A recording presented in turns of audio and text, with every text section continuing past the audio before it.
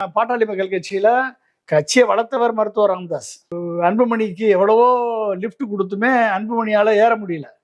அன்புமணிக்கு மருத்துவரை எம்பி ஆக்கி அமைச்சராக்கி அடுத்து மாற்ற முன்னேற்றம் அன்புமணின்னு சொல்லி முதலமைச்சர் கேண்டிடேட் ஆக்கி எல்லாம் பண்ணி கூட அன்புமணி தனக்கு துரோகம் இழைத்து விட்டார் என்றுதான் மருத்துவர் ராமதாஸ் ஃபீல் பண்றாரு. அப்ப கிராமந்தோறும் போய் சென்று கட்சியை வளர்த்த ராமதாஸ் இன்றைக்கு இருக்கக்கூடிய மூத்த தலைவர்கள் திரு ஜி.கே. மணி போன்ற மூத்த தலைவர்கள் இவங்க எல்லாருமே ராமதாஸ் அவர்கள் பின்னால் இருக்காங்க.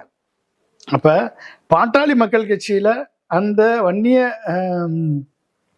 ஜாதிய பற்று உள்ள மக்கள் இன்னமும் திரு மருத்துவர் ராமதாஸ் கூட இருக்காங்க. ஆனா அன்புமணி ஏன்டாதான் கட்சி இருக்கு கட்டணம் அவர் சொல்றாரு, அவரு கட்சி இருக்குன்னு சொல்றாரு. பட் ஆனா அவரு தலைமை பண்பு இல்லைன்னு தானே இப்ப இவ்வளவு பிரச்சனை வந்தது. ஒரு லீட் பண்ணி கூட வர்றவங்களை அரவணைச்சு. ஆனா சின்னத்தை வாங்கிடுறாங்க.